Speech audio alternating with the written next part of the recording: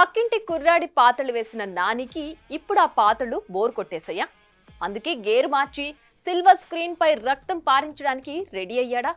అర్జున్ సర్కార్గా వస్తున్న నానిని చూసి సెన్సార్ వాళ్లే షాక్ అయ్యారా? అసలు సెన్సార్ స్క్రీనింగ్ లో హిట్ 3కి పడ్డ కటింగ్లేంటి? Let's have a look.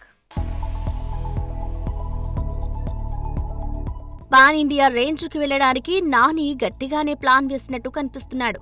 పక్కింటి కుర్రాడి పాత్రలు, బాయ్ నెక్స్ట్ డోర్ రోల్స్ ఎన్ని వేసినా ఇమేజ్ పెరిగట్లేదనుకున్నాడో ఏమో. ఇప్పుడు రూత్లెస్ రోల్స్ తో ఆడియన్స్ ని మరింత అట్రాక్ట్ చేయడానికి ట్రై చేస్తున్నాడు.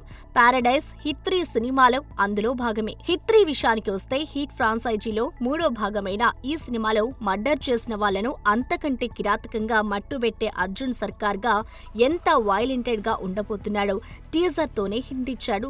స్క్రీన్ మీద నాని చూసిన రచ్చకి అభిమానులు షాక్ అయ్యారు కూడా.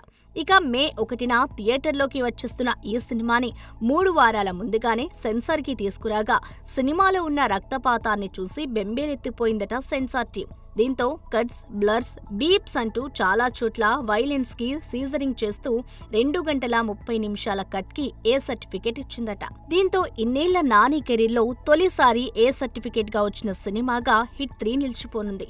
పాన్ ఇండియా మార్కెట్ ని పెంచుకోవాలని డిసైడ్ అవ్వడం, అదే రోజు సూర్య రెట్రో కూడా పోటీలో ఉండడంతో హిట్ 3ని చాలా ప్రెస్టీజియస్ గా తీసుకున్నట్టు తెలుస్తోంది. For more videos like this, subscribe Big TV channel.